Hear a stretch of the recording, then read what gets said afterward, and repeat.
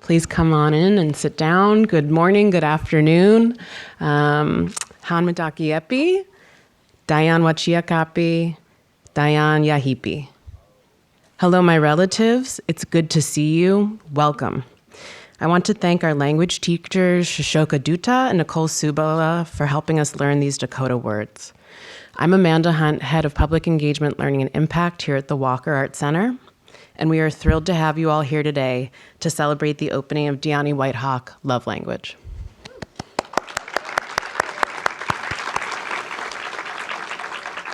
Congratulations to Siri Engberg and Tara Hogue, co-curators of this excellent show. So proud of you. And to you, Dyani, if you can hear me backstage.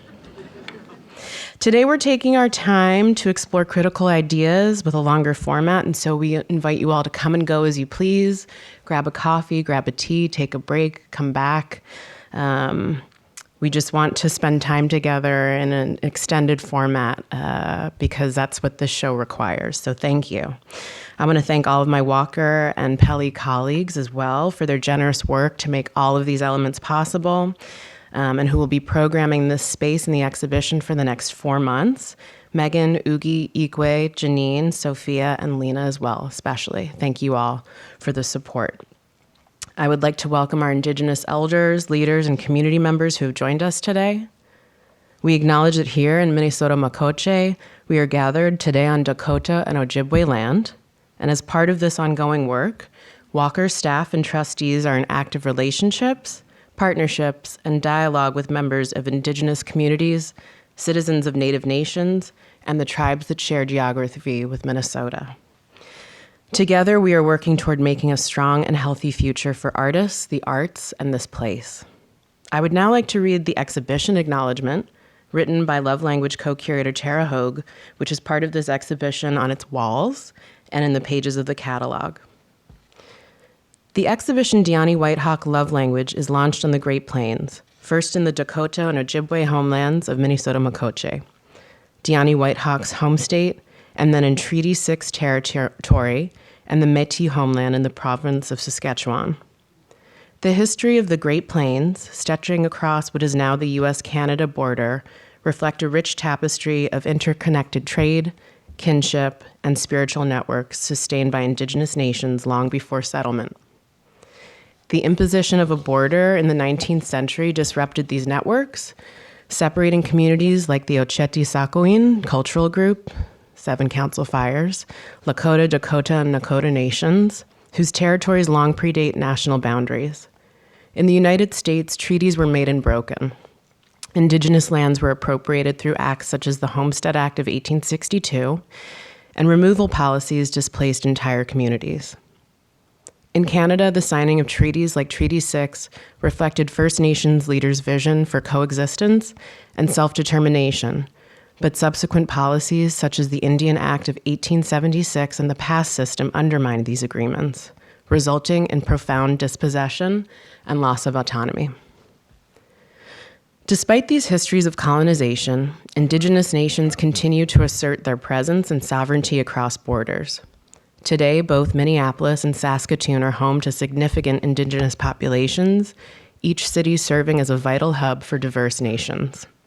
The Walker Art Center and Ramey Modern recognize that the work of building respectful relationships with Indigenous artists, audiences, and communities is inherently tied to acknowledging these layered histories and the resilience of Indigenous peoples. This work is essential and must be ongoing.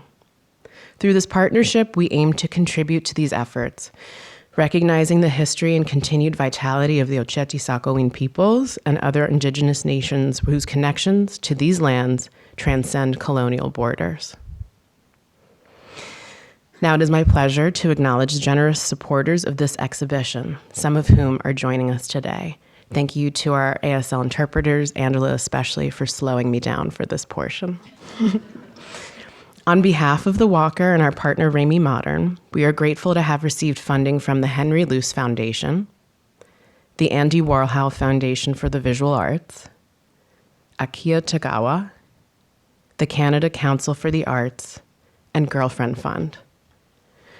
For their support of the Walker's presentation in Minneapolis, We are grateful to lead sponsor Thrivent, supporting sponsor the Shakopee Berokwakawantuan Sioux community, honorary trustee Bruce Atwater and his wife Martha, Louis Baskerville, Mary C. Dolan and the Longview Foundation, Jennifer Martin and the Martin and Brown Foundation, Walker trustee John Whaley, his wife Annette, and the Whaley Foundation, Grand Casino Mille Lacs and Grand Casino Hinckley, Jody and Mike Wallig, Ferry Boat Mills, and our media partner, Minneapolis St. Paul Magazine. We would also like to share today, on this day of learning and scholarship, that our friends Shoshone Duta and the Dakota Iapi Okokichie, the Dakota Language Society, have created the John Reynolds Dakota Language Scholarship Fund. This fund honors the life and the legacy of their founding board member and the late Shanshoa Mani, John Reynolds. John's love for the language guided his work as a teacher and a lifelong learner and an organizer. Although he is no longer with us, his dedication continues to light the path forward. To carry on his legacy, the Dakota Language Society is proud to partner with John's family, especially his sister Dyani White Hawk, to create this language learning fund. This scholarship will support students and community members who share John's commitment to learning, teaching, and living the Dakota language. Through this fund, they honor his memory and ensure that his dream of a thriving Dakota-speaking community continues for generations to come. Please refer to your program notes for more information or to donate. Thank you again for joining us for the opening of Dyani White Hawk Love Language. If you haven't seen the exhibition yet, it's going to blow your mind. For today's special panel, Dyani has invited writer and curator Candice Hopkins to moderate an incredible discussion between the artist herself, artist and curator Keith BraveHeart, exhibition catalog contributors Heather Ahtone and Joyce Tsai. Please read more about each of these incredible people in your program notes. And now, join me in welcoming them all to the stage.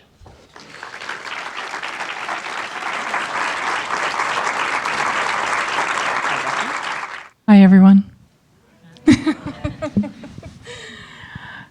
My name is Candice Hopkins, and Dyani's asked me to moderate this conversation between us. And I say that I am humbly here. I am not from this land or territory. I come from Yukon, Canada. I'm a citizen of Carcross, Tagish First Nation. But I also want to share the main times I've sat on this stage, which is exactly 3, I believe, is always because Dyani invited me. So thank you.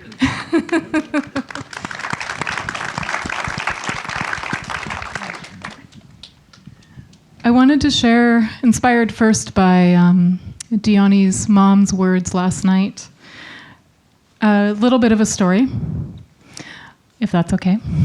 I think it was 2014 maybe, or 2015, and I was trying really hard to convince Dyani to take my job at the Museum of Contemporary Native Arts, which was as senior curator. Dyani at the time was doing amazing work here at All My Relations Gallery. She was also a mom. She was also an artist. She was also a community member. And I thought that this was the perfect solution to the fact that I had to move to Europe for another job. So I just thought, okay, Dyani can come, she can bring her family. I didn't win that conversation or that negotiation because Dyani told me, and this I think was one of the most important decisions of your life, that you wanted to take the chance to become a full-time artist. And I think we're all here and we're all grateful because you made that decision and your family supported you in that. So thank you.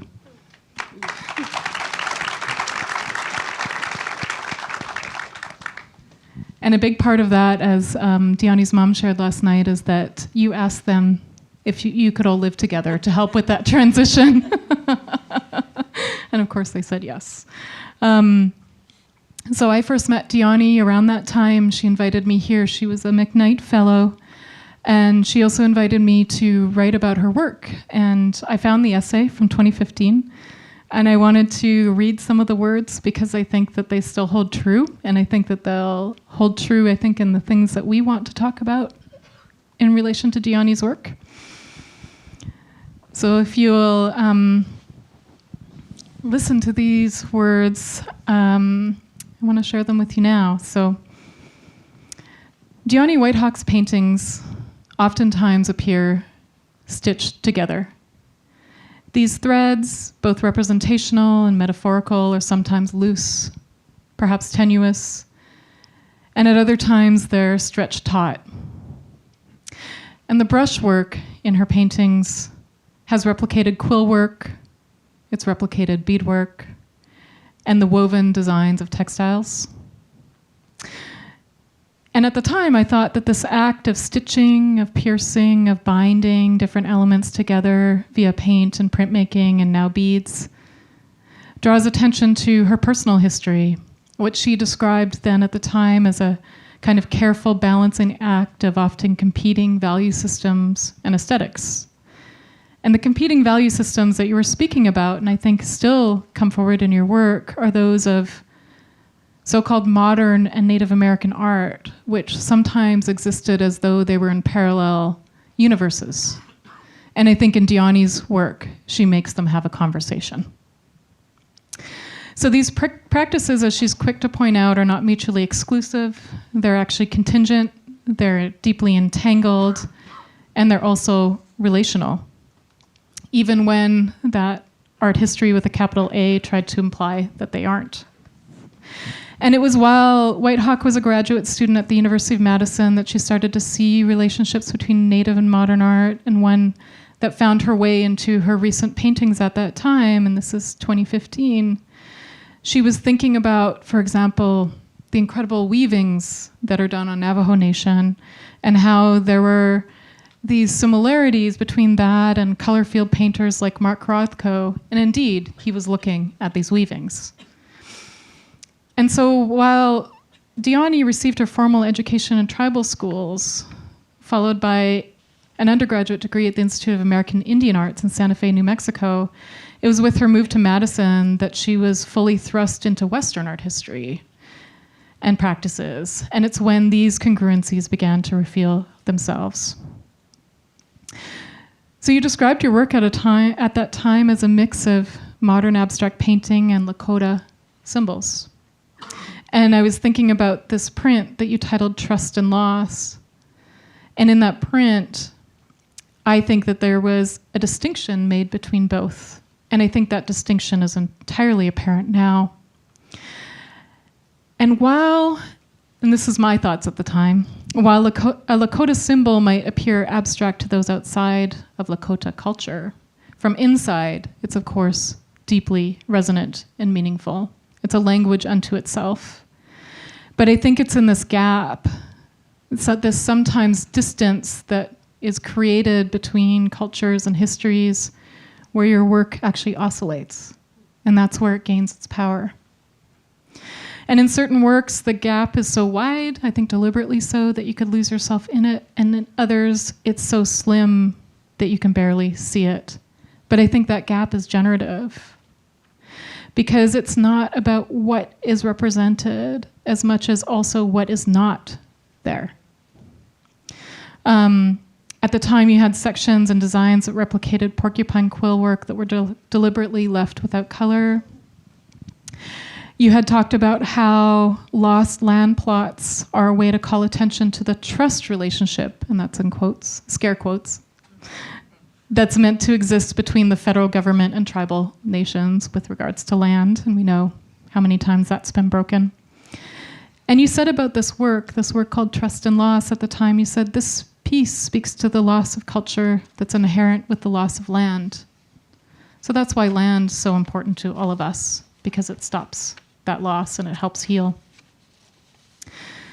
So I wanted to talk about, and I think we all want to talk about, how in many ways your paintings challenge these kinds of gaps in art history. And I think true to your ideology, perhaps to Lakota ideology, this challenge is found in beauty and it's found in tradition. And it's also found in love, as you see in this exhibition. So one thing I wanted to conclude with is, as a way of introducing our conversation, that your painted lines are a reminder of how stitches are also sutures. They're the threads that close up wounds. And I think with that, we need to acknowledge those wounds. And I think your works also do something else. They perhaps take a less obvious path. They expose sometimes subtle injustices. They can expose perilous biases that are lodged within art history. But I think this show's doing something else. It's kind of done away with some of that work because instead it's a celebration of Lakota ideology. It's a celebration of Lakota beauty. It's a celebration of Lakota values that has never happened in this museum before. And so I think that is pretty remarkable. And that's my first question for Dyani. Is what I witnessed last night was extraordinary. You know, the words of elders are obviously the words that guide us, especially those elders. And I want to make the case, and I think we've all experienced this already, that this is not simply an exhibition. You heard already in the introduction that language training has taken place. There's, I think, a genuine sense that exhibitions aren't just a place to gather knowledge, but they're actually a place of healing some of these senses of injustice. So Dyani, I wanted to ask, how is this exhibition more than an exhibition for you?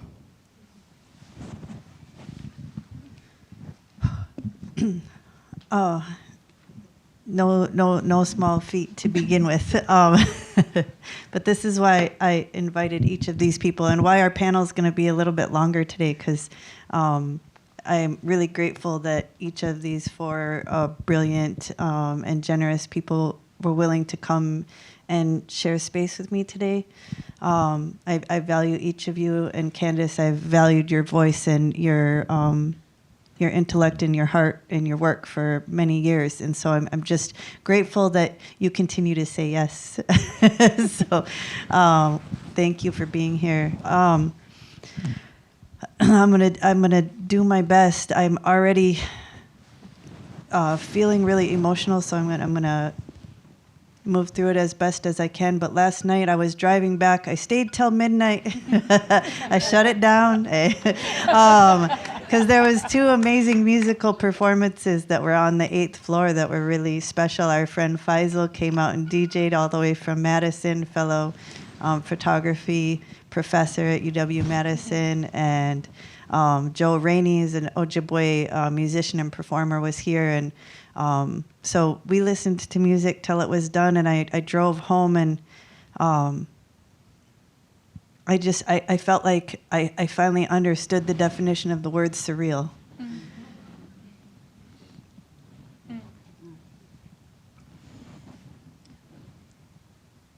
Last night was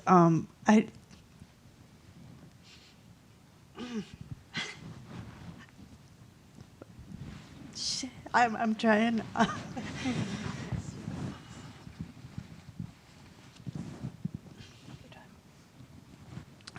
Last night was, I guess I didn't even understand we could dream towards things like last night.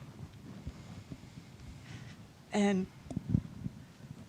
to be so profoundly supported by family and community, by people within my own tribe, and by my made Native relatives beyond that, friends, by the Walker staff, just the extent of the people that gathered last night and the tremendous amount of joy that was felt, and to have what was a very quote unquote normal kind of celebration for us within our own communities. Like this is it's just cultural protocol. It's how we do things. It's how we honor one another. It's how we exist. And I know those things. You know those things. We know those things. And it's what inspires all of our work, because it's what guides us as human beings. But we can talk about it all day long with curators and in public talks and try to do our best to explain to people, this is what I'm drawing from, this is who I am, this is where the work comes from. But that's still an abstract concept unless you've been adjacent to or invited in or had a moment of lived experience in and with Native people. And so to be able to have that moment last night with everybody here at the exhibition, to open it the way that we would, to do it right according to our own cultural protocols, that is the work. You know, for me, the work that I've been doing, the artwork that I've been making, oftentimes I'm working really hard to create pieces that offer opportunities for conversation, that offer opportunities for dialogue, that offer us opportunities to think about how we've been taught what the art world is and how we can choose to look at what we've been told the models are or that we exist within, and how we get to choose what we want those to look like going forward, you know, and so it's about presenting over and over and over again the strong legacies of Indigenous artists, of Native people, of the ways that we've contributed and shaped and molded not only art history on this continent, but the land itself and our relationships with one another within it, and centering those legacies and pointing to the importance of those, so that hopefully past this exhibition, as people are writing new texts and as people are curating exhibitions going forward, that starts to shift and tells a more honest story of our national history and of our global history. So it's more than an exhibition because it's bigger than just, I'm so honored and excited that the work is hanging and that people get to see it. And it's such a treat for me to see 15 years of the work collected. But the work is beyond that for me. The work is about shaping healthier, more honest futures. And part of that is making sure that our communities are an ongoing, valued part of that national dialogue. Yeah. Thank you, Dyani. This leads perfectly into a quote I want to share from Heather Ahtone when we met the other week to talk about what we were going to talk about. And it's just such a beautiful line, Heather. So, but I know you have lots to say about this because this gets into the content of the work. So you said, we are always abstracting, and this is how we bring our present into the future. And I know you were talking about Dyani, but you were talking about what Native artists and cultural workers have always done. So, and I know that this is deeply part of your work as a curator and as an exhibition maker and as a knowledge producer. And I wondered if you would be interested in sharing more about your thoughts on not only how Dyani's work is a kind of form of that abstraction, but cultural abstraction, kind of more broadly. Thank you, and for the question, and to be here, Dyani. I've been sitting here watching the slides, and of course, like many of you, I can trace the history of my relationship with Dyani through the works, and when I was introduced to it, and when I found it, and came to have a feeling about those works. And one of the things that I see, and last night I was walking through the gallery and really thinking about, many of you will see, there is consistently this presence of a line, this presence of what, to some, the idea of abstraction is the reduction of relationship, the reducing of subjectivity, and an emphasis on sort of, those art historical values of color and tone values. For Indigenous cultures, a line is an incredibly powerful graphic presence.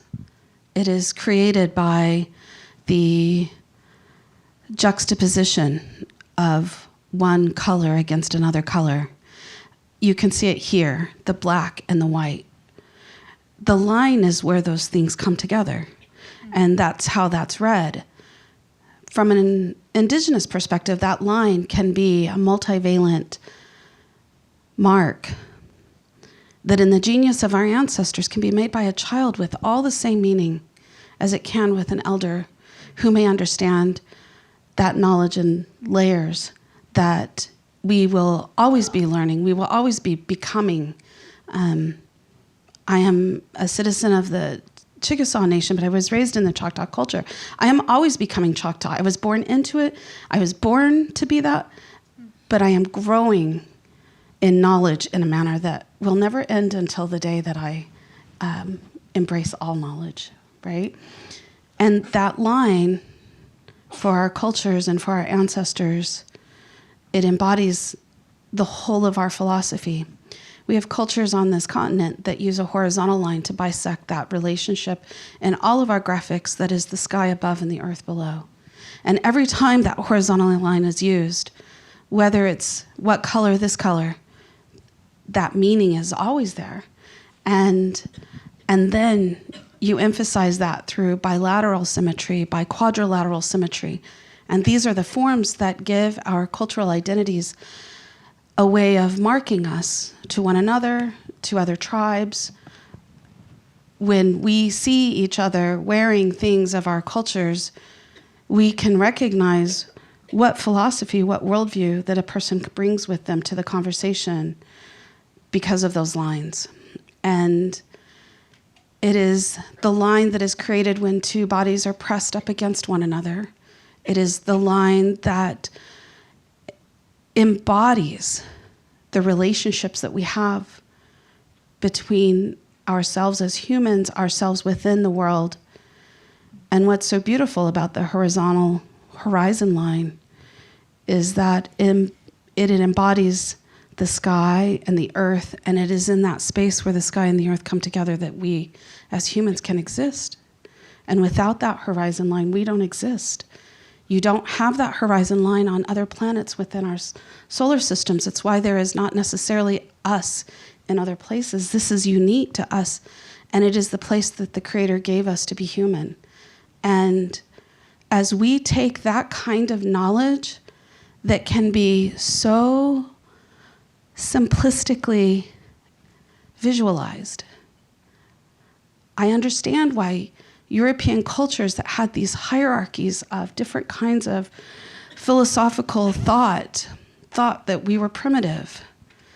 It was because of the genius of our ancestors to make it so that knowledge is accessible at every age, from the time a child can make a mark. I have a 20-month-old granddaughter who has already started marking the world.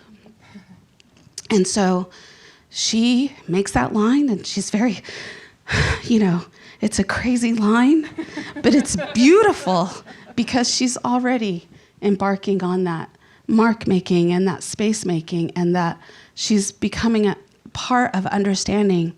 She really loves blue, and we're making her dance outfits next year blue because that's what she loves. These relationships bind us together through our cultures, and not uniquely my culture, Dyani's culture, Candice's culture. It is that collective, and it is that respect through these relationships that I think is visualized in Dyani's artwork. It is that respect of uniquenesses and the value of who we and what we sitting on this stage, what Keith represents through his knowledge, what I do, what each of us does, it is all bound in those relationships, and it is such an beautiful thing. And in order to bring that kind of complex knowledge and world perspective into the job of being a museum curator, it is very complex because, you know, forgive me, because I have a great love and respect for the Walker. The Western institution of curating makes me as a curator an authority, and I reject that. I may know something, but the depth of the knowledge about anything that is made by a community rests in that community. And you may have read, I work at a museum called First Americans Museum in Oklahoma City. You are all invited. We want you all to come. And one of the things that we've been building there is a curatorial practice where our role as curators is to bring our creativity to bear and to be able to abstract that knowledge in a manner that the guests who come through our museum, who we have a huge Native population in Oklahoma, very diverse. We have 39 tribes. That's 39 Genesis stories, right? That's 39 languages. Mm-hmm. And that each of these brings a worldview that has an incredible depth of value to humanity. And we've created a space where we can work as curators and share that authority. We don't take away our authority, because part of our authority is that we have to work with the budget and the schedule. We have to make sure that work is on the wall, that things are designed, that it emulates that culture. And some of these communities don't have their own museums, so they're not accustomed to that abstraction into a space for all audiences to engage. But we have to take that genius of our ancestors and say, this is what we can bring. This is how we can bring your culture and your language and your thought into this space, and make sure that people coming in will feel welcomed and feel engaged, and hopefully out of that work be able to want to learn more and gain respect for why we need to be seen as independent, unique cultural systems, as all of that. The work and strength of that is in Dyani's work, and it is something that I have had a long love for, and I'm so grateful for. Yeah. Thank you, Heather. Yeah. I think Dyani also invited all of us just so we could listen to the brilliance of everyone here. So I'm grateful, Heather, for what you shared. And I wanted to circle back to this idea that this is more than an exhibition, to make the point, and I'm going to make it a bit more crudely than you did, Dyani, but that is that I'm sure when you were invited to have this exhibition, you said, this can't be about me, this has to be about my family, and this has to be about my community. Yeah. And this is what you're demonstrating to us, because I think sometimes museums think that the best way to do things is we uphold and uplift the so-called genius of individuals. Mm-hmm. But we would never be here doing the work that we're doing if we didn't have our community, Dyani. And you did the opposite. You invited your family and your community to speak first. And Keith was part of that community. Mm-hmm. And one of the things that was so nice to hear is this long relationship that you've had with Keith and Keith's work. And I don't feel like I can adequately describe that relationship. So Dyani, I was wondering if I could lean on you to share your relationship with Keith, and also why you invited Keith to be a part of this conversation. And I know it means a lot to you to have Keith here. It does. So just to quickly frame for all of you, because I know the catalog just came out at the opening of the show, so y'all haven't read it yet. But the four of us are contributors within the catalog, and so is our dear friend Mary Bordeaux, who's sitting in the stage. I kind of just want to be like, let's pull another chair up. And Keith is not a contributor for this publication, but Keith has been a generous contributor for a previous publication that was in correspondence with the Idle-Jorg Museum Contemporary Native Art Fellowship. And I had received that fellowship, I don't remember what year, but I had asked Keith to write for me. And even though, because I'm going to have two paths of thought here, so I got to try and make them merge. I want to have everybody in the catalog. I want to have everybody at the opening. I want to have everybody in the exhibition. Last night when we were all gathered together, I said that the Walker hasn't, like the staff hasn't said no yet to the things that I've tried to bring together for this exhibition, and it's true. But now that I'm sitting here thinking about it, the only times they've said no is they're like, we only have so much money to pay so many people. So we can only have, you know, and the book can only be so many pages because it costs money to, you know. So we've had to have some no's in regards to how many people I could have contribute within the catalog, or how many voices we have brought in to help fill out the presentation of the work. And so I hope that this, I answered your first question a little bit more vaguely, but you know, I hope that you guys are able to take the time, because we have 4 video monitors within the exhibition that are community members helping fill out concepts, Lakota philosophy and worldview and Native perspectives on the practices that are in the exhibition. And then there's 4 audio guides. I had a much longer list than 8 people, and Keith was on that list. Because the reality is I can't present Lakota concepts, philosophy, understanding worldviews. It's not a singular perspective, and they're not my ideas. It has to be something that comes from community. And it's generational knowledge, it's communal knowledge, it's relationships, it's those that have supported us, those that have helped us learn and understand, those who have nurtured us and raised us.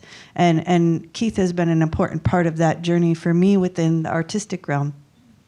So Keith and I went to the Institute of American Indian Arts together, and although I'm older, right, by I think maybe by quite a few years, but he was ahead of me in the trajectory of school. So he was graduating when I was coming in, and I got to see his BFA exhibition, and it was phenomenal. I still, like, I can remember where the pieces were hung, Keith.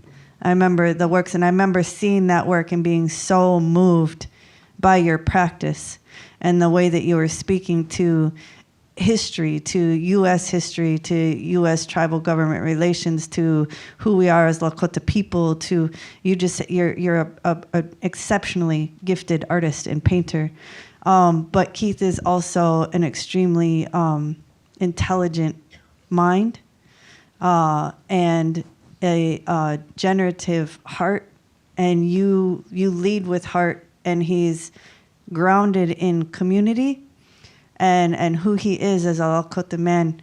And although Keith could, if he wanted to, have a phenomenally successful artistic career, and you do, but what I admire about you is you choose to put so much energy into community. And you curate, and you bring people with you, and you uplift youth, and you uplift artists, and you're constantly gathering. And that's why I wanted your voice here today, because I respect you as a fellow Lakota artist, as a painter, as a curator, as a community member, and as a relative.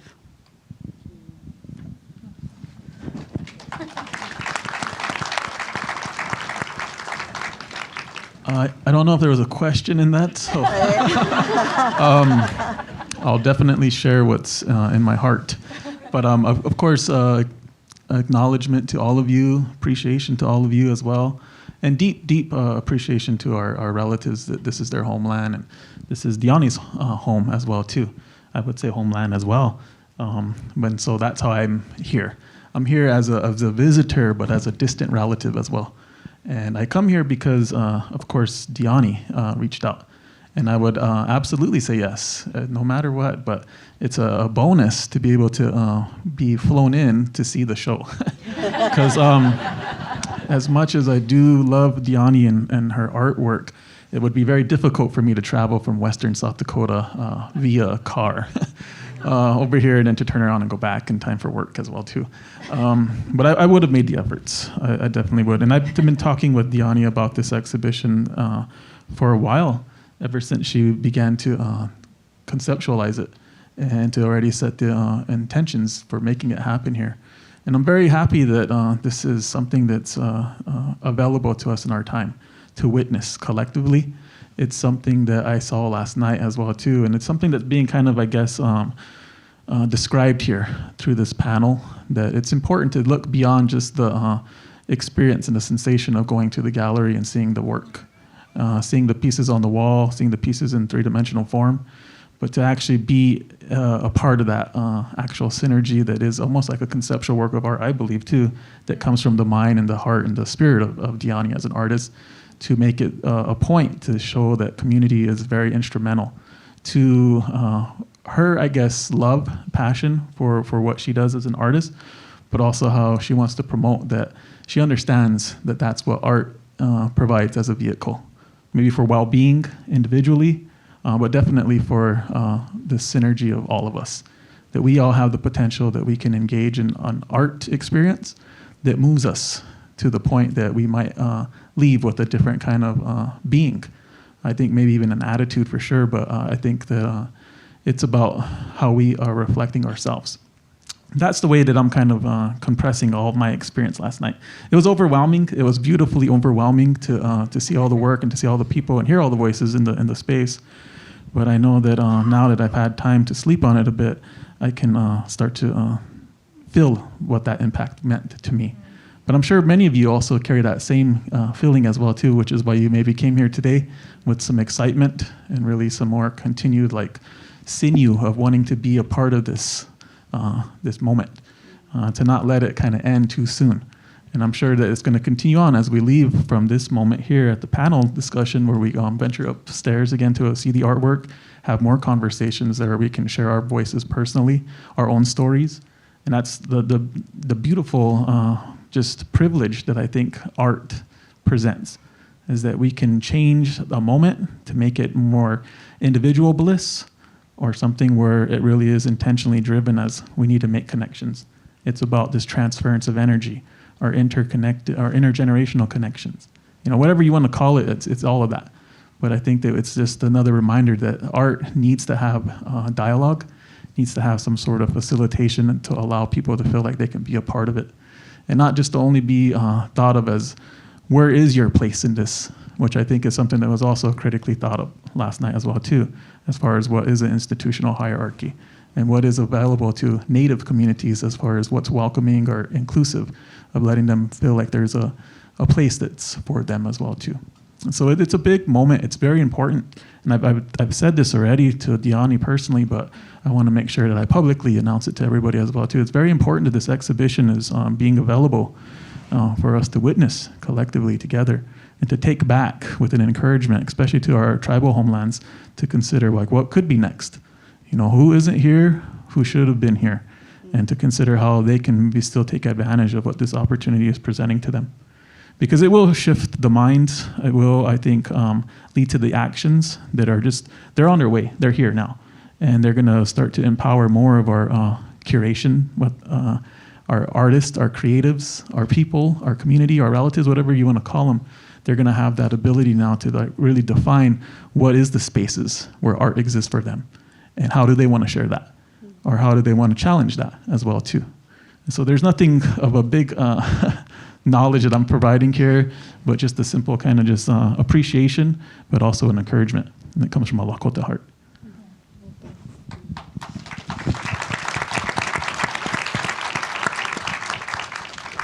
Thank you for sharing that, Keith. I was thinking, and I don't know if this resonates with you, Joyce, this idea that I see in your practice, Dyani, that the stitch is also a suture. I think it's also a suture in terms of the way that art histories and cultural histories have often been written in parallel, as though they weren't on a shared path. I think that your work, Dyani, confronts that, sometimes head on, sometimes in a way that invites in these conversations, sometimes in a way that asks the question, why? And in many ways, I think, especially in these works that I was thinking a lot about in 2015 to 2020 that you were making, you were kind of holding a mirror up and saying, and I know we had these conversations, like, why, when I'm looking at this, this Rothko painting, am I seeing Navajo weavings? And it's because that's what he was seeing. And Joyce, I know this is a deep history you've engaged with, also as an art historian and as a museum director. I wondered if you can reflect on the work that you're doing to kind of talk, or not just talk about, but I think enact how these relations have, in the past, I think, been seen as quite separate, but are starting to, that's really starting to shift. I'm incredibly grateful to be sharing the stage with you all. And I think, some of you might be asking why the director of the Clifford Still Museum is sitting up here. And I'm here because also Dyani asked me to join us. And I had the pleasure and the honor of sharing the stage with her when she had her survey exhibition that the Kemper had organized that was at the Denver Museum of Contemporary Art. And it was a conversation about abstraction. And I think one of the things that I love about Dyani's work is that when you're talking about relatives, you're talking about your Lakota relatives, your native relatives, but you also make space for your relatives in the kind of Anglo-American sphere, and also making space for a mode of abstraction that I think can be so variously kind of interpreted.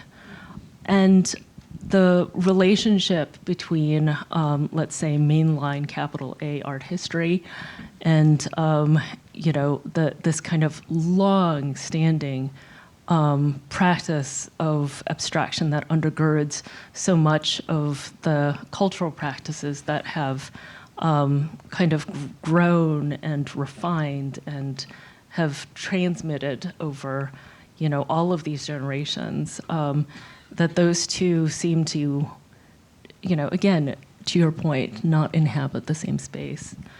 But I think in your work, simply because of the kind of frankly, just glorious, glittering beauty of the works, someone walking in as a total newbie and completely ignorant of the deep histories that these forms invoke. And I have to admit that I was one of them, that even standing in the face of that and knowing that there is this gap that I do not understand, that I do not really comprehend, that there is enough space for me to come and be close to it. And I am, by training, I am from a different world, sort of, in a lot of ways. I'm an immigrant. I came to the States when I was 7, and I became a Germanist. So I'm actually, worked on interwar Germany, which is a strange place to be working. But there's something relevant, I promise. I was working on all of these philosophers, scholars, and artists who were grappling with a world that was quickly being rent apart. And it was being rent apart because of the very logic of its cultural systems, the very logic that imposes and demands that the particular conform to the universal, that we subject it to that logic, and that we just simply demand that everything be mastered and dominated. And so when we talk about this thing called the Frankfurt School, people like Adorno, they sometimes become this, stand-in for Western theory, thought, whatever. But for me, it is a group of people really trying to understand how we got there. And so one of the things that they were most concerned about is really about the status of knowledge. And if we have the structure of these relationships between how forms and beauty and aesthetics and all of this stuff is arrayed to serve our human needs, that's great. But when it isn't, then it becomes a war machine, and it becomes something that's really quite destructive. And so one of my favorite descriptions that Adorno has for the proper comportment to the other and the proper comportment to the work of art. And those of you who know Adorno by reputation might be surprised, but he calls it a snuggling up to. And the word in German is great. It's Anschmiegung ans andere. And I love that. But I bring that into this context because, again, I come from a different context. But the work that I see you do in making these artworks that are absolutely, they are stitched with the kind of time and the relationships, the kind of, your conception of tradition is not fixed. It is innovative. It is responsive to the kind of introduction of other materials, other values, other forms, other prints. That it's a practice that, again, you take these things and you lend them this kind of amazing lived specificity. But the way that you also engage with the kind of vast histories of abstraction out there, it's not a kind of, this is okay, but that's not okay. This is pure, but that is not.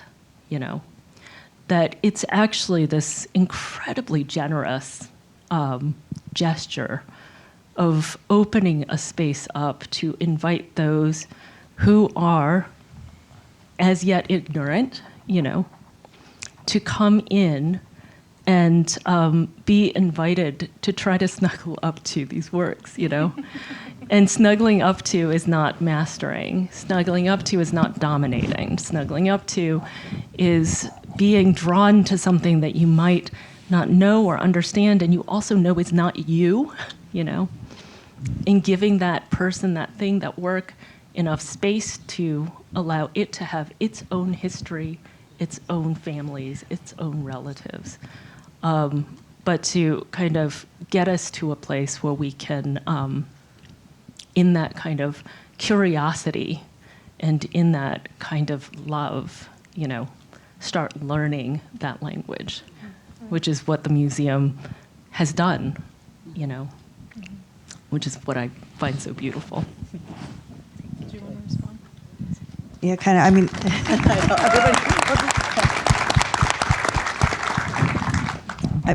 I want to respond to everybody, but I guess what I'm excited about, and the reason I just want to preface by saying a little bit, I could just do the panel discussion about talking about why I love all of these people that are up here. But what has been delightful for me in having being able to work with you a couple times now, and I got to go to the Clyfford Still Museum in Denver and get a tour by Joyce and learn about her work, and your story is so beautiful in the fact of your own personal lineage, and then your arrival to now being the director of the Clyfford Still Museum, and Clyfford Still is such a phenomenal painter and one of our canonical easel painting abstractionists within, the history of Western art history, and that's the academic world in which you were brought up. But and thank you. That's true. You also recognize that it's a really flawed way to tell the history, and your position in who you are through your own embodiment and your lived experiences brings you to that space, having tremendous respect for that history and that lineage, and also knowing that there is tremendous room for growth in how we carry those histories forward.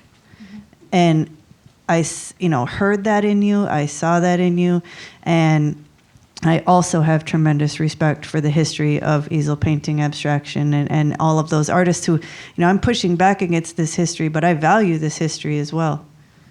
I'm a product of this history as well. I went to tribal colleges and I went to graduate school in mainstream academic spaces, and I've done my best to learn. I'm not a historian, so I don't know as much as you do. I don't even know the artist that you're speaking about. But I'll go home and learn. This is what I've been doing, But I just so deeply appreciate, and it will take all of us collectively knowing that we can have more interesting conversations, deeper conversations, more fruitful conversations if we're actually digging into those intersections that haven't been played out in our academic and in our exhibiting spaces yet, right? There's so much more room for learning and for thinking about the histories of peoples and how they have arrived to a certain space, and really coming at that from understanding that artistry, and for me, I focus on abstraction because it's my favorite place to play, but artistry is a human practice. Abstraction is a human practice. So once we start getting rid of all of these hierarchies, we can actually have much more beneficial conversations. And I just am grateful for you because you've been able to Joyce came to a talk and we were doing our best. We were doing this, right?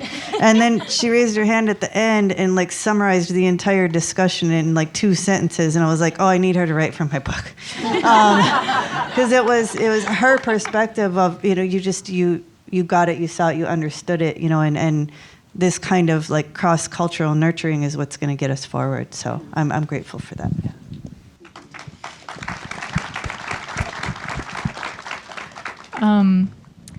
I would have never thought of Adorno as ever, well, I know he wasn't writing it in English, but using the word snuggle or snuggling. No, isn't it great though? I gotta take Number one. But I wanted to share another kind of pivotal moment for me when I was engaging with your work, Dyani. And maybe this will resonate with Heather and Keith and Joyce. So I was visiting Dyani, I don't remember the year, but you were working on the largest paintings you had made to date. And you had your first kind of large enough studio, I would say, but you were having a lot of anxiety because you still only had room to work on one big painting at a time. Mm-hmm. And what Dyani had done, and to me it was extraordinary, and it was also deeply appealing. So if you know of anything about people from the Northwest Coast, we love copper, love it. It's not only our bank, it's our wealth, it's the thing that we covet, it's probably the thing we dream about, it's the thing we put in the eyes of, our metaphorical ravens. And Dyani, as the undercoat of this new series of works, had painted them all entirely copper. So I was seduced from the moment I stepped in the door. But then what she did that was one of the first times she started overlaying that with these loom beaded strips.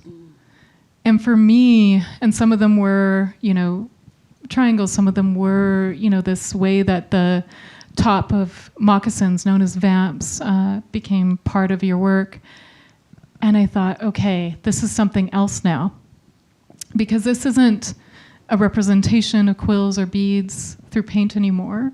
This is the layers. This is also bringing that thing that many of us have adorned ourselves with and putting it right on the canvas.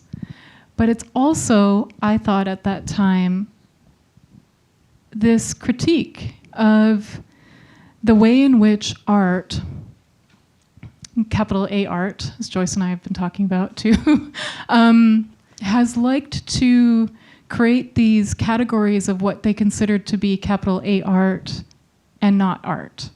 So I would say a lot of modern art history has been deeply engaged in that practice, I think because it just showed that there were a lot of anxieties in the people who were kind of writing those histories. But then I thought, okay, here we have you bringing in that language of the thing that we have adorned ourselves with, so that if someone came across you, they knew where you were from. You know, we, in the Northwest Coast, we wear our clan symbols on our clothing. It's so you know where we're from. And here, I think for Horse Nation people, that's what the parfleche bags also communicated. But here, what you were doing, Dyani, is you're saying the way that we've defined art has been so categorized that this language out there that we were adorning ourselves with was never part of this language here. And that was a huge shift. And I would say that that's a shift that's beyond abstraction. But all of a sudden then, this wasn't a kind of metaphorical representation. This was that exact depth that you see right there. So I was curious if anyone wanted to respond to what that is, because then, and this was the kind of third revelation, is when you made this extraordinary painting that was at the Whitney Museum of Art in an incredible biennial called As Quiet as It's Kept. And it was the entrance point to what the curators called informally the kind of light floor that was all about light. And it was the first thing that you saw, and it was entirely beaded. And to me, that was, and I don't ever like to use this word, but it was truly a masterpiece. Because it did all those things at once. So I don't know if Heather or Keith or Joyce want to respond to that, because I think that it's changing how we understand abstraction. It's changing how we understand Native histories of abstraction. It's changing where we consider where we find art. I'm going to jump in because I love that piece. Like, not that I don't love all of your work, Dyani, but that piece, like, even last night, like, you had to walk up to it, not just to walk into it. At the Whitney, you walked out and it just like was right there. And I remember knowing that your name was, you were included in the show, and I think we had maybe texted or something, and you were like, yeah, it's a big piece, you know? And I walked, and I had gone through the shadowed room, and I had seen Raven's piece, and that was the first thing. And I walked out, and like, there it is, Oglala lineage. And I just like, it catches my breath thinking about it now, because it was beadwork representing generations of women, beadwork representing the labor that we invest in the way that we take care of our families and loved ones in dressing them. It was the use of designs that are so rich. And Keith, I hope you might think about that, talking about that a little bit, because I am not the one to speak about that. But knowing that there was just such like this, like the beauty of our Indigenous designs that have been passed through generations is that they have this capacity to flex into the moment and then immediately draw you all the way back to the moment of creation when the Creator thought to make us human. And these designs do this, and that piece did that, and it grabbed the air out of my lungs when I walked up to it. And I think I even texted you immediately, and I was like, oh my God, what have you done?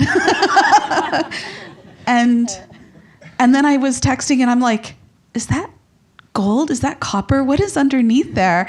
And I was like walking around it, and it broke barriers that existed before that moment. And it didn't matter. It doesn't matter if you understand like how beautiful the designs are. I don't care if you don't know. I hope that you might think to ask. And I think the best artwork, it's not going to answer all your questions, but it's going to get you to ask smarter questions, you know? And that piece did that. And I know that it was not accidental that it was the first thing you encountered when you walked onto the floor of light. That's not an accident that it was on that floor, because it was so much about just like draws in these phrases that we have all been raised in the art history canon of like the Age of Enlightenment and all of those things that also are a way of people taking knowledge and weaponizing it. And the placement there, it cut through all that. And it created a space for just love to fill the room. And there were other fantastic Native artists that were included on that floor. Dwayne Glader is the one that comes to mind, and his teepees. And I do believe that there was another one, and I'm sorry that I'm not thinking of what it is. But it was funny because I walked through, and sometimes I have training as an art historian. I'm a lousy art historian because I know a lot, but I don't love it all. And there's a lot that I really don't love. And I was walking through the Whitney, and I was just like, I'm glad I found that first, because if I'd had to go through everything else to get to it, I think I would have been very disappointed in their thoughtful placement.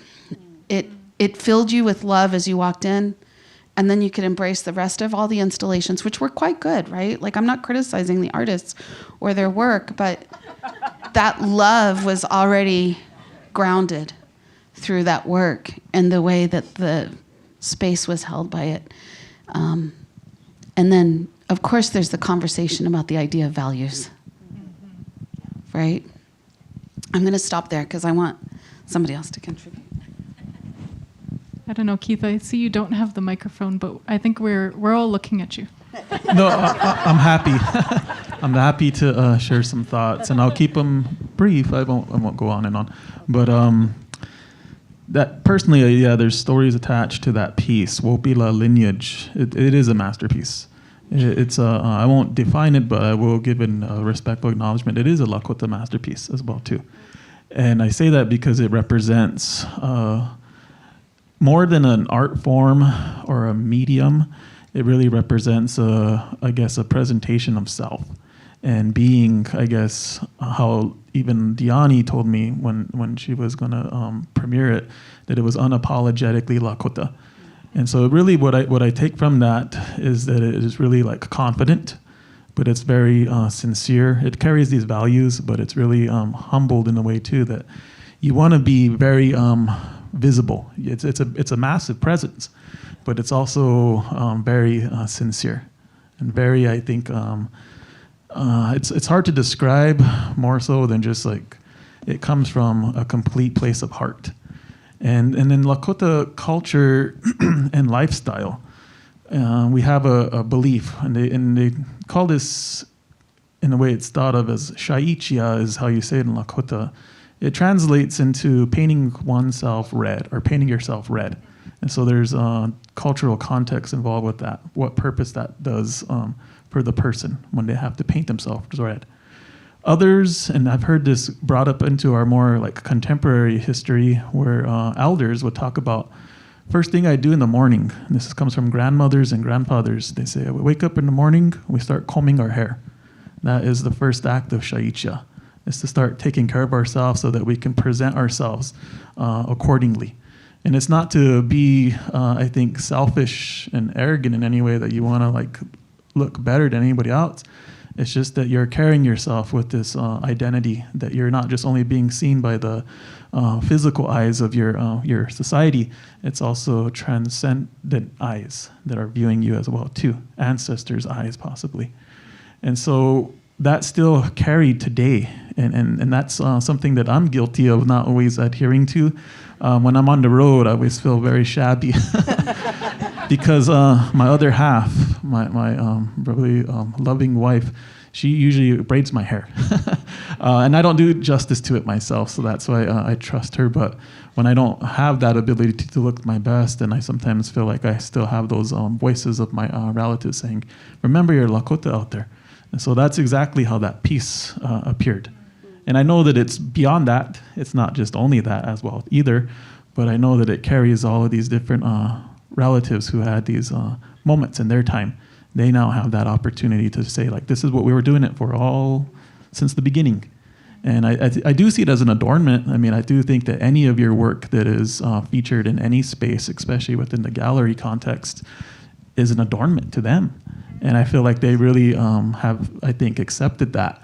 And they feel like that's also how they have now a connection to you, but also a bit of your identity. So that's awesome. You know, that gives them an opportunity for them to, I think, really feel like they can be seen as their best as well, too. But a personal story as well, when I was visiting that piece, because I got a chance to go out to New York and to see it in person, and it was a great another opportunity that just, these doors that open up that you never would expect. And then we were with the staff from the Smithsonian, from the New York Center, and we were having a good conversation, and they were all in very much big support of your work as well too. But there was a woman standing there, and she was just, I think, a person who wanted to go and view some art that day. She wasn't Native, but she had a real deep, just like, desire to talk to somebody about what that painting meant to her. And so I stood there for long enough because I really wanted to, like, have my own personal engagement with it. But I think she felt enough courage to then talk to me. And she said, do you know this artist? And I said, yeah. I didn't say, like, here, look, she's in my phone contact. I didn't do no humble brags or nothing like that. But I said, yes, I absolutely love this artist, and she does great work. And she said, I'd have no words, but I have to say something to someone. And she's like, I've been here a couple times now, and I feel like this is who I am. And so I was like, I didn't ask her more. You know, we had a good conversation for a while, but I just thought, you know, those are, again, those opportunities to, even as an artist who can be self-centered, to just remove myself and have this person share their appreciation, and then to also talk about, like, what this artwork meant to their life. And so I don't know if I ever told you about that, but I had to relay the message. Thanks. Yeah, but I can go on and on about that piece and other thoughts, but I want to hear now from the rest. You make me cry again. Yeah, I'm really grateful for that. Do you mind, Candice, if I... No. I want to... I'm just thinking about a few things in regards to that work. It's if you haven't been in the exhibition yet, or you don't know what the piece that we're talking about, it's 8 feet high by 14 feet wide, and it's nearly entirely covered in beadwork. And it was, before that, the largest piece that I had made that incorporated beadwork was 4 feet by 4 feet. And so that, I want to just say a couple things. I see at least 4 of you, but there might be more, 5 of you. There might be more because I haven't looked at every single face that's in here. But anybody who helped work on that work who's sitting in here today, could you raise your hands, please? Don't be shy. Get it in there. Come on. Okay, 1, 2, 3, 4, 5, 6, 7, 8. Yeah. Whoa, Pila. And then I want to call out my friend and my dear relative, Tom Jones. Because I wouldn't be working with bugle beads if it wasn't for you. Tom is a painting professor at the University of Wisconsin-Madison, and was one of, along with John Hitchcock, who's sitting here as well.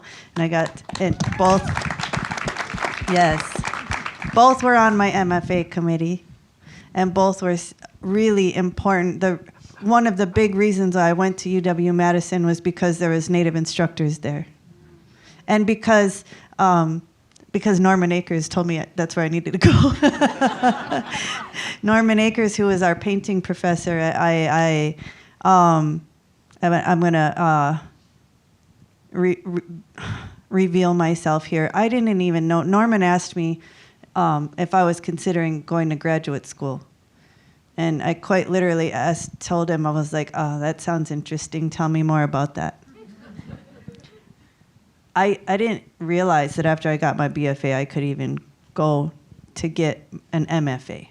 And it was cousin Norman, and then he told me where I was going to go. And because he believed in the program and he knew you all were there, you know, along with Nancy and Truman, you know. And so he was like, you should really go to Madison. I grew up in Madison. I was not trying to go back. And I told him, no, Norman, I don't want to go to Madison. And he was like, no, you really should consider it. It's a really strong program. Just consider it. And so I was like, okay, fine. I'll put my application in with Madison along with other places. And then I went and toured, and I met all of you, and I had such faith in the painting department. Everybody that was in the painting, TL and Derek and Chelsea was there. And then I got there, and my mom was like, this is where you're going.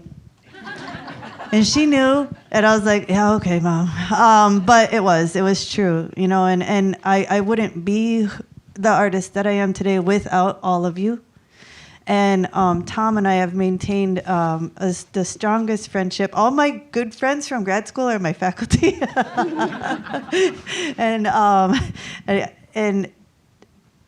Tom, you know, we are fellow bead lovers. So we bead hunt together. We go bead shopping together. We text each other about beads and our scores and all that. And I was using seed beads because that's what Lakota people do. We love to lane stitch. We love to use seed beads, and I was using those in my work over and over and over again. And Tom was like, "You should try bugle beads." I was like, "No, Tom, that's not what we do." We're trying to speed things up. I know. He was like, it'd be faster. And I was like, I'll think about it. And so I reluctantly did, but then I finally realized that, you know, that the line of the bugle bead looked like the line that I was painting, that referenced the porcupine quill work, that referenced the lane stitch beadwork, and it all spoke to each other. So if it wasn't for Tom prodding me, like half the work that's in that exhibition wouldn't be there. So, Wopila Tonka Tom Jones. There's other things that wouldn't have happened without Tom's prodding, but I'm deeply grateful for you always, and for your support, and for every single person, all of you that have helped make that work. But that's what that work is about. That work, you know, the word Wopila is our expression for the deepest form of gratitude, but it's also a practice. It's an offering. It's the way that we honor our relatives. It's a gifting practice. It's a reciprocity practice. And so the title for that piece is really about my sincerest Wopila to our ancestors for providing the lineage that Keith and all of us get to participate in today. We didn't have it without them, without their brilliance, without their resilience, without their profound creativity in the face of such challenging, horrific, violent histories. I mean, we have such profoundly artistic communities. It's phenomenal. We have so many artists. There's an entire field of Native arts that has been built within from us because we didn't have support from the outside community for so long. But you can thrive and live and make a living totally within that field. And many people do, and it's an honorable place to be. And so we, you know, that is what the Wopila is an expression to, is just this, all of those that came before us and the relatives and the lineage of every single one of you that helped make that work, that brought you to that work. Jenny, you're here with your mom, you know, and you both helped with that, and your sister helped later, and that's your whole lineage is in there too. Tom's relatives helped bead the work. Like this is all family and connections, and it was that work was made to do just that, you know, to offer that to, and hopefully this tremendous moments of joy for any Indigenous person to walk into this space and see their lived experiences celebrated and reflected in such a unavoidably profound way in that space. And to do it, like you said, Keith, unabashedly, because we've been taught that our work, because it's been categorized in other ways, it's everything but art with a capital A, that it's something, we got to do something else if we're going to show up in those spaces. Mm-hmm. You have to do something that's contemporary art. You have to do something that's beyond what you've been taught. You have to do something that's not you have to do something that's not design. You have to do something that's not craft. You have to do something that's not women's work. You have to do something that's not self-taught. You have to, that's what we've been ingrained and taught, and we internalize it even if we don't believe it. And so it was actually really scary for me to create that work, because I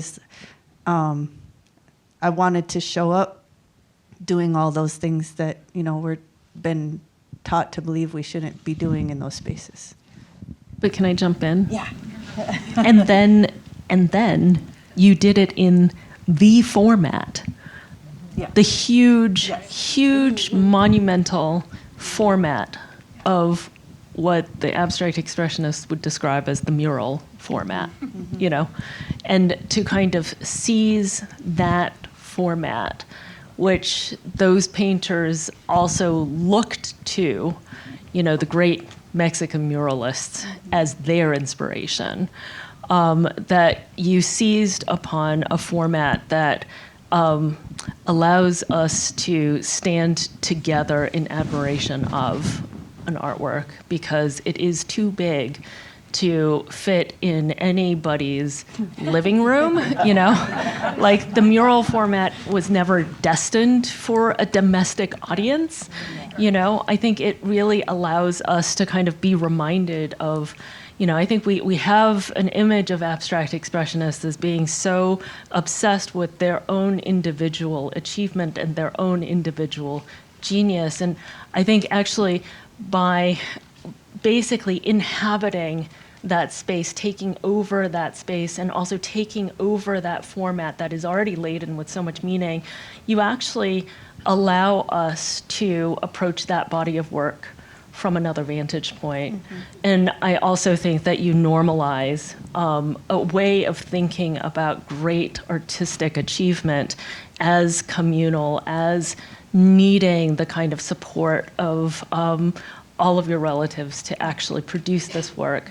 It actually allows us to go back and say, these great men, how did they achieve their glory? And the truth of the matter is, for somebody like Clifford Still, who gave him his great opportunity in New York? Well, Rothko introduced him to Peggy Guggenheim. Peggy Guggenheim gave him his great exhibition in New York, and then, got represented by Betty Parsons, and then Dorothy Miller at MoMA gave him his big exhibition. It actually allows us to remind ourselves that when we talk about genius, we're actually talking about people who make work so extraordinary, like that the woman that you talked about, so extraordinary that we're moved to come up with a language to describe why it moves us. It moves us to invest in a platform to show this work. It moves us to change our institutions and the parameters of our institutions to accommodate a new way of being together.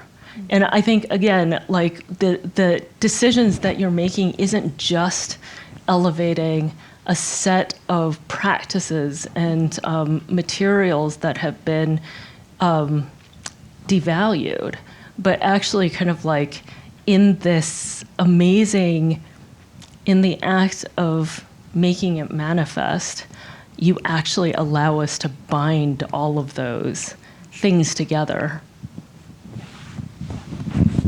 Thank you. That's the hope.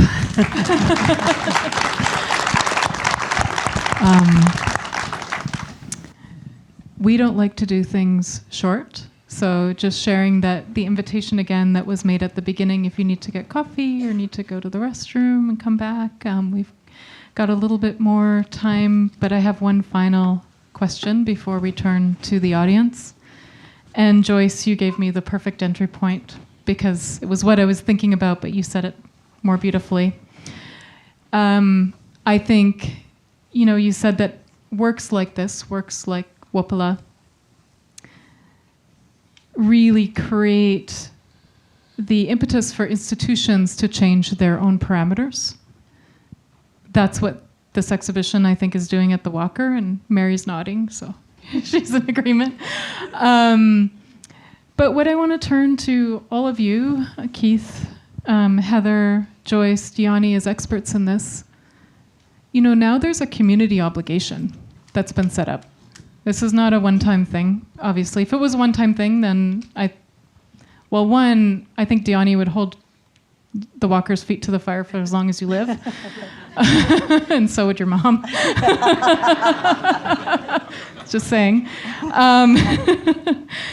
Because this has created a community. It's invited a community in. It's invited people to share things that haven't been shared on these stages before, particularly last night. And, turning to all of you as people who've done this in your work, in your field, what is the responsibility now to maintain those relationships? I'd say not just for the Walker, but how do you do it in your own spaces, in community spaces, in museums that you direct, in institutions that you come in and transform? Dyani. Maybe you should talk about it from your perspective of the work that you do. Yeah. Well, Heather's done this kind of, I said this in the introduction when we had our kind of little brainstorm about what we were going to talk about. I said, well, Heather's single-handedly changed the field, and she's going to be very humble, but she has, especially in the work that she does at this museum.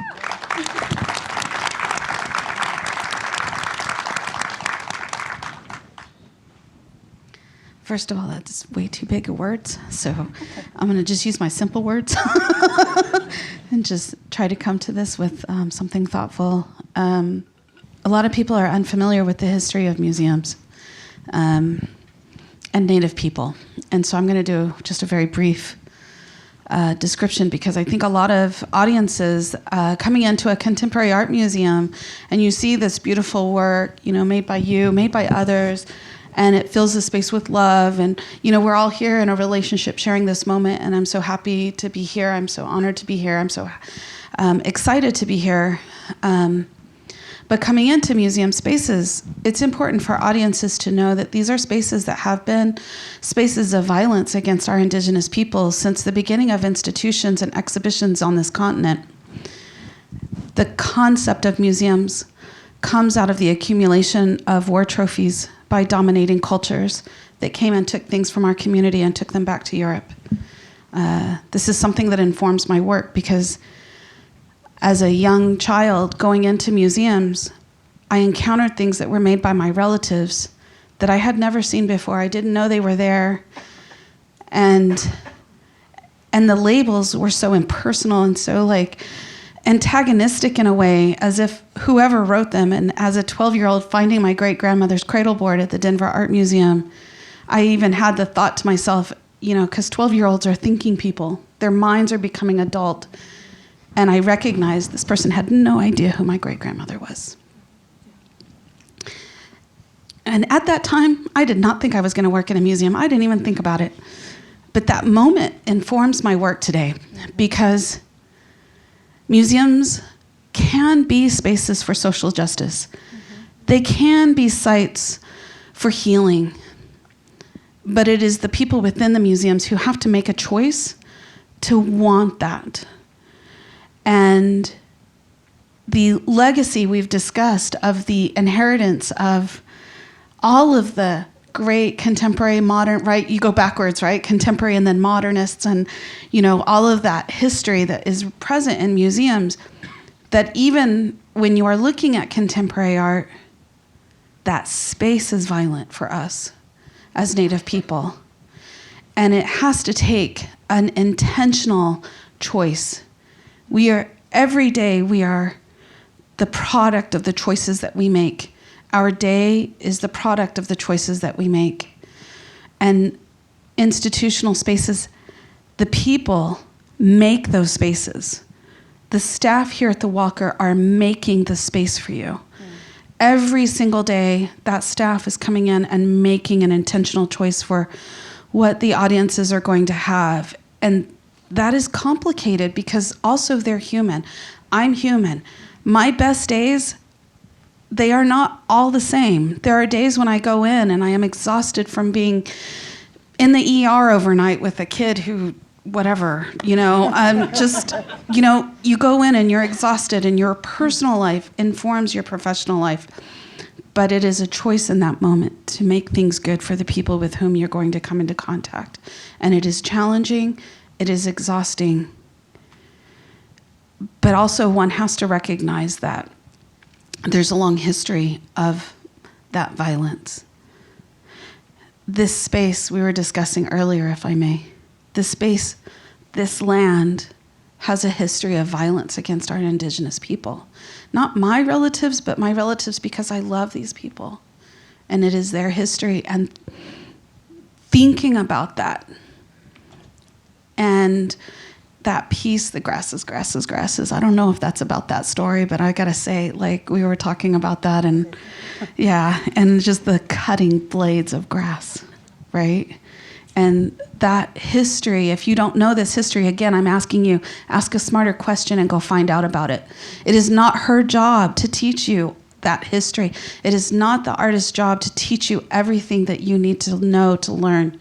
But go and find out why a painting about grass is an act of social resistance. Go ask, go find out, and learn that. And then you'll understand why Keith has made a career out of work that is constant reminders that we cannot take the space for granted. And it is the space where the museum workers, and myself as one, every day I know I have to share that authority to give that space for other people's voices to fill that. It is not my job to fill the air. It is not my job to fill your head with knowledge. It is just to create space for the community to come in and to be a part of it and to be in relationship with it and to foster those relationships. And I fail. There's days I fail. There's days, I promise you, my staff is like, oh my God, I don't know why I work for this lady. But I love them and I know they love me. And every day we try to bring our best to that. Whatever that best is, we bring it. But we bring it in relationship to one another. And I think it's that history in those relationships, right? That's what we have to remember. That's what I heard Mary say last night as the leadership of this institution, is that the Walker is changed by this and is not going back. So you said that. You've put that into the universe. Nobody put those words in your mouth. And now you have that responsibility to carry forward. The universe now has heard you and will hold you accountable, as will the community, as will Dyani, because we're in relationship together that way. Can I? Oh, Oglala, Heather. I just want to encourage. The title "Grasses, Grasses, Grasses" is the title of a poem by our really dear friend Layli Long Soldier. Layli is also a contributor to the catalog, and the history that Heather's speaking to is the history that Layli is speaking to in that poem. And if you purchase her book titled "Whereas," first of all, it's my favorite, one of my all-time favorite books of all existence. She's one of the most talented people I have the privilege to know and to love. And but she does a phenomenal job of personalizing really challenging histories for all of us. So go get Layli's book and you'll understand the title, Grasses, Grasses, Grasses. Do you mind if I talk? Yeah, no, go ahead. So, on the topic of just institutions and who they're built for, I think it's really something that we have to remind ourselves that all institutions are built by human beings. Yes. And that, things that seem completely immutable can always be changed. And, I run a very unusual institution. The Clifford Still Museum can only show the work of Clifford Still and no other artist in my museum, which seems a little limiting. But admittedly. But we do have 93% of everything he ever made. And so it's a lot of work. But, I invite you all to come to Denver and see the show on right now, which is called Tell Clifford I Said Hi. And it's been co-curated by the children of the Colville Confederated Tribes. And it's a Native American community that Still actually spent time with in the 1930s, when he spent 3 summers doing portraits and bringing his students from Washington State College up to do those, observations. And so we have this body of work that takes this community as its subject. Mm-hmm. And for us, we felt like it would be very important for us to understand the perspectives of the very community that he had made portraits of. And so for over 10 years now, the museum has invited the community to give us just also help us identify, the individuals that were portrayed. And over the course of that 10-year relationship, we asked what it would look like for us to deepen our relationship. And so 3 years ago, the community asked us if we would be willing to do something with their youth. And so that's how an exhibition of a white abstract expressionist artist is being fully interpreted by children as young as 3 to, I think 12. And so we worked with 80 kids over the course of 3 years. And we also, every time we engaged with them, we also had opportunities for the children to learn from local tribal artists. And so, again, I run a very unusual institution. But this exhibition, I think, also takes inspiration from the work that you have done, that institutions like the Walker are doing, to really kind of take seriously the power of art to knit us together. And so that this body of work is not just significant for the art historian, but that this body of work is significant to this community because they see in those faces their actual ancestors, and that this can actually be, this body of work that was made that takes this community as their subject, actually can be converted into this, this mechanism or this resource that enables this culture to connect more fully with itself and its own history. But, I share this in part because I think institutions can always find space, make space, and insist on the transformative power of joy. It really is, this is work that has to stand in the harsh light of truth. You have to do this work in recognition of the actual things that have happened. But in standing in that light of truth, there is also the possibility of the kind of recuperative and reparative power of beautiful artworks to unify us and to kind of infuse it all with this amazing light of joy, which is precisely what I find so moving about your work, Dyani.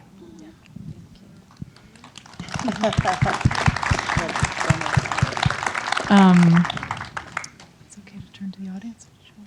Say something. Yeah. I just want to say one thing, then we're going to turn to the audience.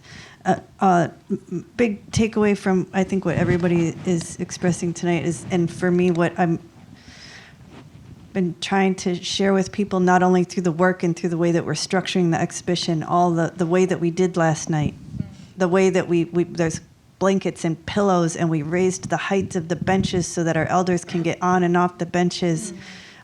We brought Dakota language teachers in here to teach Walker staff how to greet people in Dakota.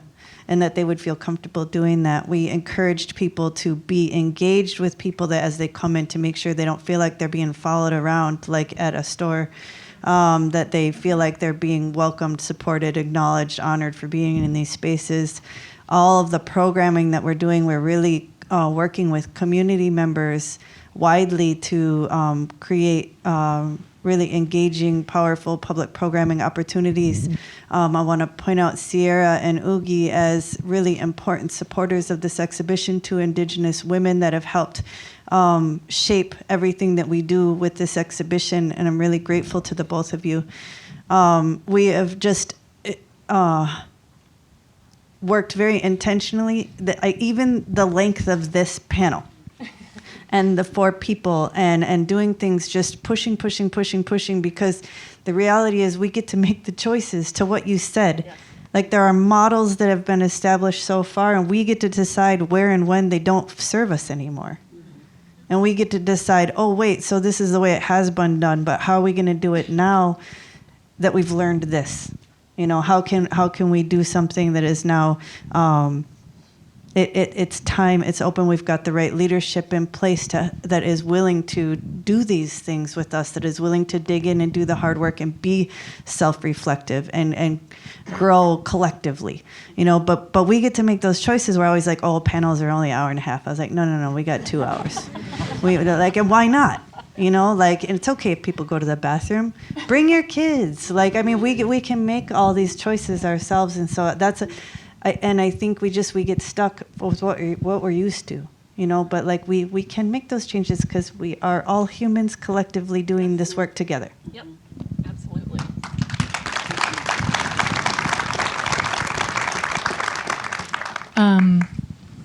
I love, Dyani, how you said in about 2 minutes all the institutional change that needs to happen at most museums, and you just rattled it off. It's pretty extraordinary. And because one thing that was on my mind, I also direct organization. We don't use the word institution. We say organization or association called Forge Project. And one of the things that we're trying really hard to do right now, and I think we're succeeding in some ways, one, it's an Indigenous-led organization. It's by and for Native people, but we're trying really hard to make it feel like an autonomous zone. And we're trying really hard right now to make it feel like it's not part of the United States. And I'm also Canadian, so I think I can say that something a little bit too. I have a bit of a past. But the reason I'm saying that point, Dyani, is because, you know, we talk a lot about territory in our work. Often you talk about it. And I think you've made this, if not Lakota territory, feels like Indigenous territory to me. And that's pretty amazing. And you did it through all of those things, and all of those things that you just shared here at the end, like even how people are greeted, you know, that's so important. If people don't feel welcome and they don't feel greeted in the way that they should be greeted, then this space isn't going to feel like it's for them, honestly. And that maybe sounds like a simple idea, but why has it been so hard to put into action? So with that, we have, I think, time for 2 questions from the audience. There are microphones. I see a hand up there. Yeah, right there. Buju, Wabin, Indigenous. Hi, my name is Wabin. First and foremost, I want to say, on behalf of my family, our community, and everyone else, we are so proud of you for doing every single thing that you do to bring everyone together. When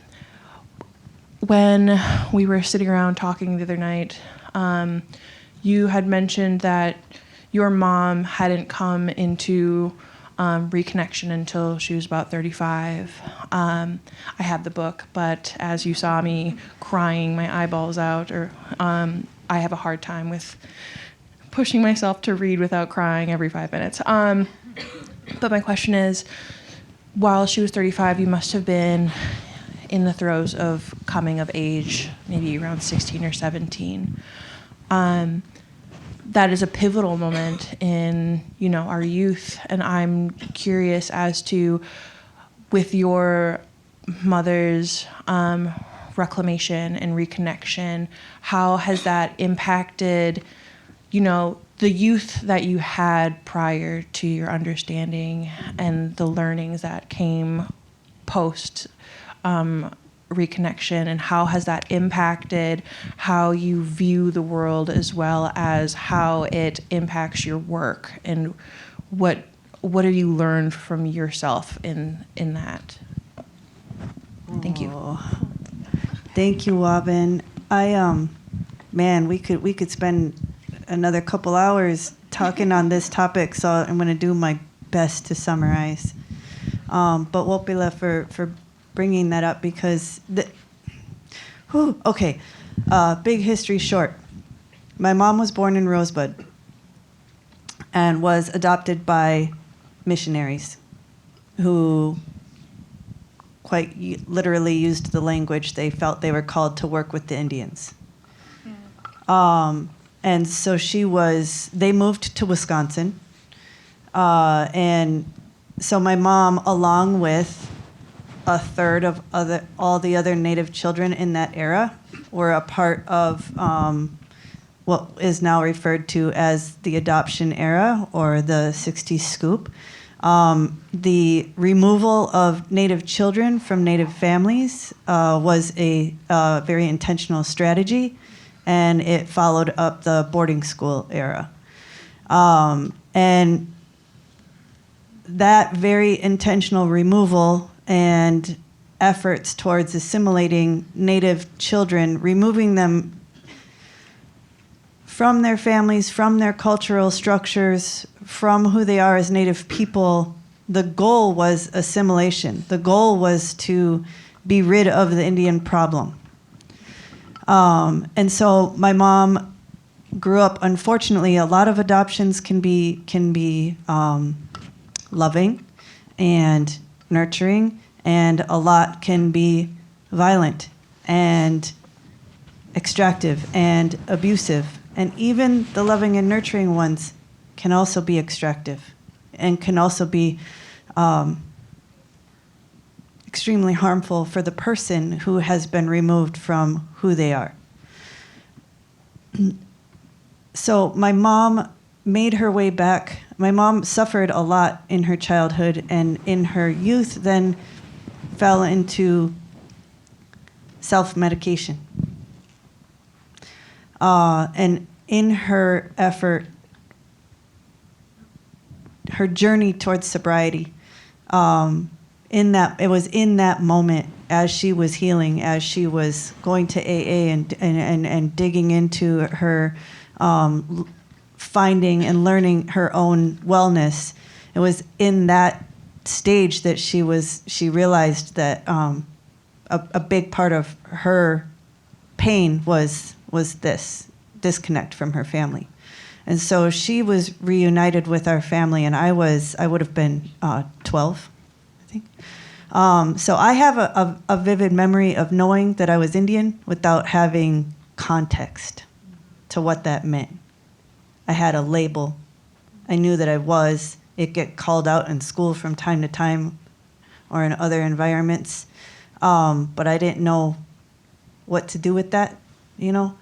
And then my mom, to her credit, did everything in her power to make sure that we were connected to our family and who we were as Lakota people, so that we didn't have to suffer the same disconnect she suffered. So we went back to Rosebud as often as she could muster. And my mom was a single mom with, on food stamps and housing subsidies and disability and all these things, but she got us back as often as she could, and to spend time with our family, to get to know our relatives, to be close to our cousins who are at our, some who are at my house right now, and came and have helped make the work and have been a huge instrumental part of our lives, because my mom made sure to. She knew it, she felt it, she lived it, she saw it. She wanted to make sure we didn't have that. part of that has also been by situating us within the Native community where we lived in Madison.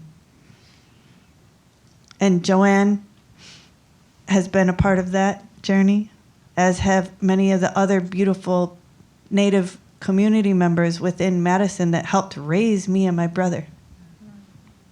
Intertribal community members. And I didn't get to, I'm going to use this story to illustrate this. Because my mom was reuniting and relearning and had to, then she had to enter cultural knowledge and learning as an adult. I was a kid, but she was an adult. And this is such a long conversation. There's so much that's in that. But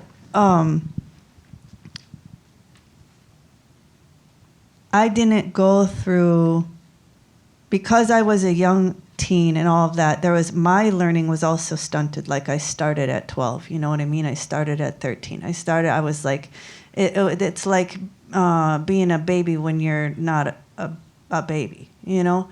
And as far as your knowledge goes and your understanding goes.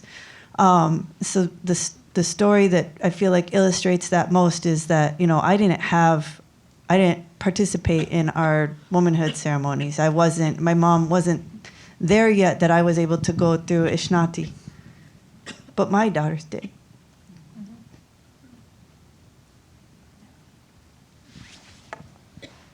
And when I sat at the table and I made her moccasins and I made her dress and we all sat together and we made everything that she needed for that ceremony. Her dad helped. She worked on it. We worked on it. And I remember crying at the table and being like, they didn't win. So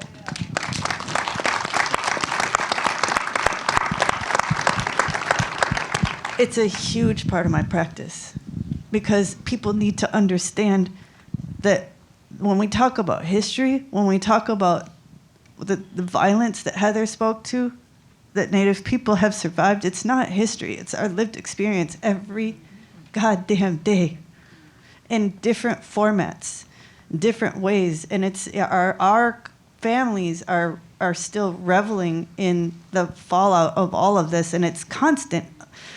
It's constant, and it's today, and it's present, and it's continuing. The Alaskan communities that just got hit with the typhoon and the legislation that made sure that they didn't have protection from climate crisis. The legislation that was just yanked, the funding that was just yanked that made sure that thousands of Hopi community members weren't going to have electricity.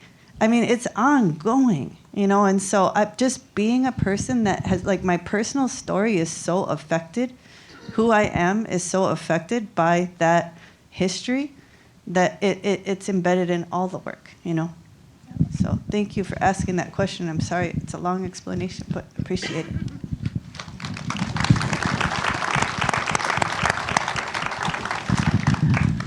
That actually brings us to the end, Dyani. Don't apologize. Don't apologize, because I think we are all here because of you, because of the strength that you've offered, and the strength of your family, the strength of your mom. And I want to thank you deeply for that. And I want to thank everyone who shared words, Heather, Keith, Joyce on the panel, and to thank the Walker for this space, and to thank the organizers. And I think someone's going to come on the stage and share that there's coffee as well for all of you. Yes. So thank you all.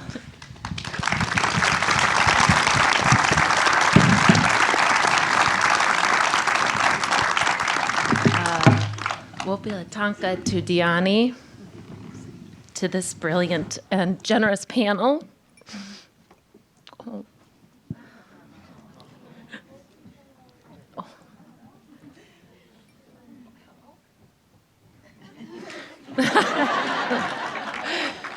And to all of you who have gathered here in this space with us, and those of you who are online, and to our ASL interpreters from the Indigenous Interpreters Organization. My name is Megan Leafblad, and I and my team, which includes Ugi, Ikwe, Sophia, and Vanessa, do public and community engagement here at the Walker. And we have had the honor to work alongside Dyani in our community to develop moments to continue to gather, to be in conversation throughout the run of this exhibition and beyond its the walls of the museum. And I have a few invitations for you all as we conclude, one of which is hopefully there is still coffee left. But that is up in the Bazinet lobby. So after we close this moment here, you're invited to join us. You're also invited to the gallery for this beautiful overwhelm that Keith spoke of. We're open till 5 tonight, but the exhibition runs through February, mid-February. And then we want to continue. Dyani talked a little bit about some of the programming we've been working on, but there are many moments for us to continue in the next 5 months. We don't have to let it end too soon, as Keith also said. And so I invite you to check out some of the related programming you'll see here. There's chances to be together to make. There's chances to be in conversation, chances to learn. Tom will be back, Tom Jones, Laylee Long Soldier, Jovansi Speller, so many other people, Talon, Leah Hale. As you have noticed, Dyani does not travel small. She brings everyone, and so we're really excited about everyone joining us back here in that space. And this, I think, to Candice's last question, the challenge of this work as we continue. So we hope that you'll join us as a museum staff and organization as we explore those things. So, Wopila, and we're going to let these folks take a break, but they're going to come up and meet you so we can continue this conversation if you'd like.